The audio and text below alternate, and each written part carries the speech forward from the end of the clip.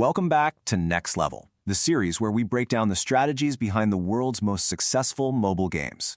In Episode 1, we uncovered what Live Ops really is and why it has become the engine behind long-lasting games. Now in Episode 2, we're going deeper, exploring why Live Ops exists and the real goals behind every event, timer, and reward you see in modern mobile games. So let's level up our understanding. Let's press the start button.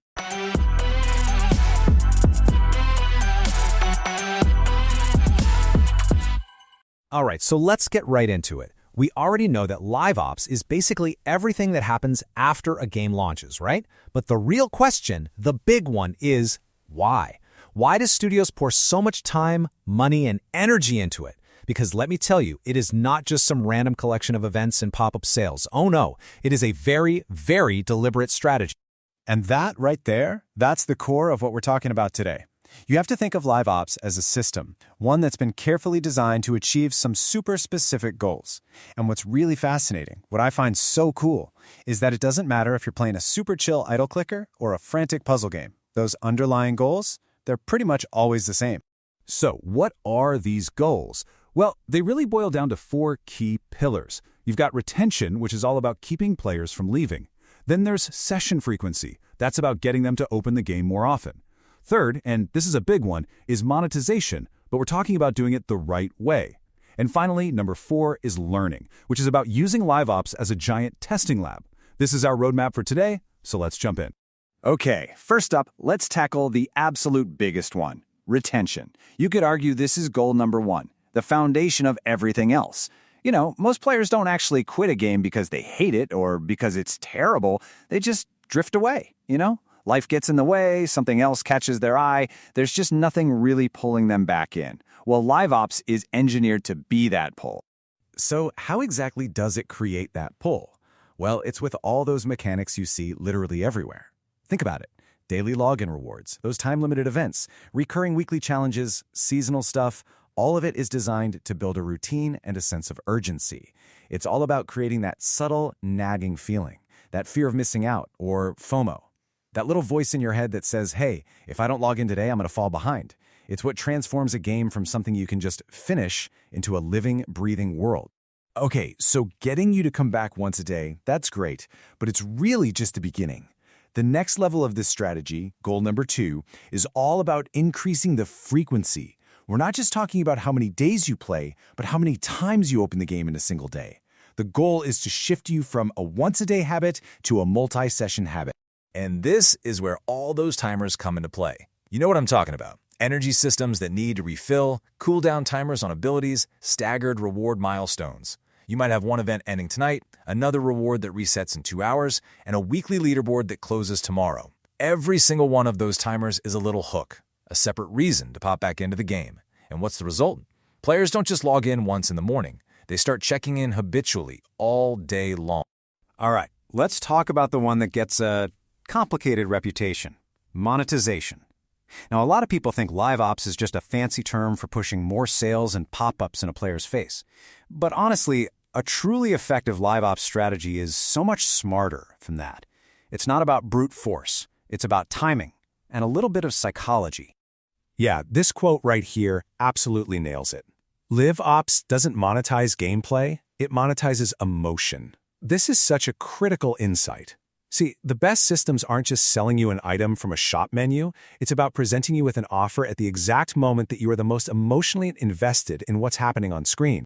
And you can really see the difference here. Bad monetization feels like a roadblock, right? It's just an annoying pop-up that gets in your way.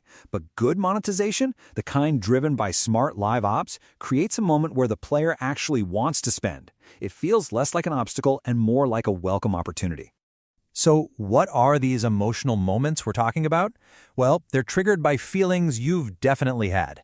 That feeling when you're so close to finishing a super tough level, or when you see that a special reward from an event is about to expire. Or maybe you just need one last push to get to the top of the leaderboard. See, at that point, making a purchase doesn't feel forced at all. It feels like an investment in all the time and effort you've already put in. Live Ops isn't just selling items. It's selling opportunity. Okay, On to our fourth and final goal. This one kind of operates behind the scenes, but it is absolutely critical for a game's long-term health and survival. Live ops exists to help studios learn and evolve safely. You can basically think of it as a huge, real-time testing lab. Think about it. Instead of a studio spending, say, 6 months and a ton of money building a huge new feature and then just hoping players like it, they can use this live ops learning loop. They can launch a cool new idea as just a temporary, week-long event. Then, they just sit back and watch. They measure how many people play it, they track if it affects spending, they analyze all the behavior. And if players go crazy for it, great. It becomes a permanent feature.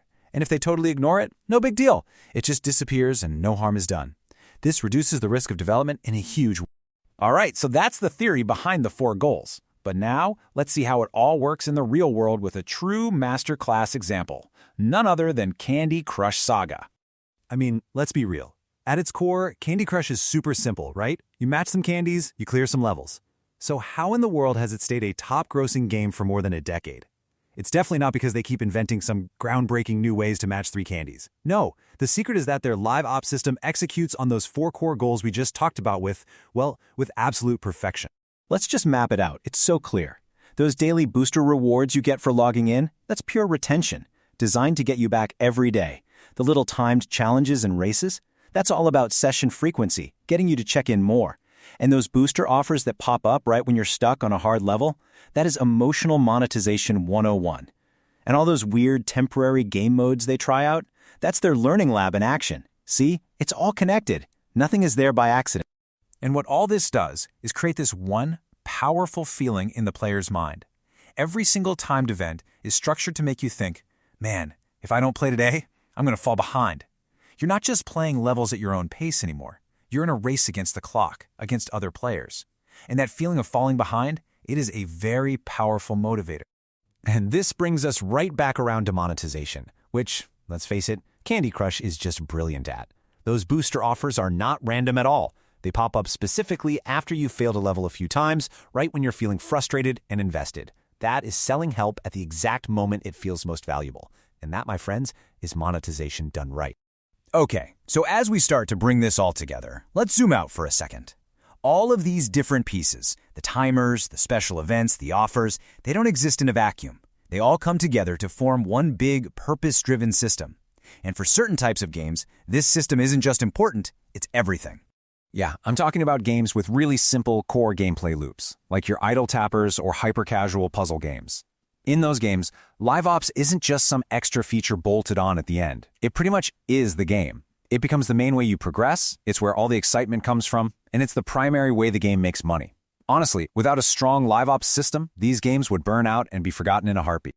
So, if you take away just one thing from all this, let it be this. Live ops is not chaos. It's not just throwing random stuff at players, it's a controlled, data-driven strategy designed to do these 4 things. 1. Bring players back. 2. Get them to play more often. 3. Monetize at those key emotional moments. And 4. Learn how to make the game better without taking huge risks. And look, understanding these 4 goals is really the fundamental difference between a studio that's just adding random events and kind of hoping for the best, and a studio that is designing a live ops system with real purpose. A system where every single feature, every timer, every reward is deliberately working towards one of those 4 concrete objectives. Which kind of leaves us with one final question to chew on. And this goes for everyone, whether you're a player or a developer. Next time you're playing your favorite game, take a look at the events that are running. Can you see the purpose behind them now? Are they just random distractions to keep you busy?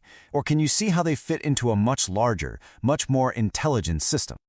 Thanks for tuning in to Next Level. If this episode helped clarify the real goals behind live ops, make sure to follow, share, and save it for your team. And join us next time where we'll break down live ops event types, daily events, short-term events, long-term events, and how to choose the right mix for idle, casual, and hyper-casual games.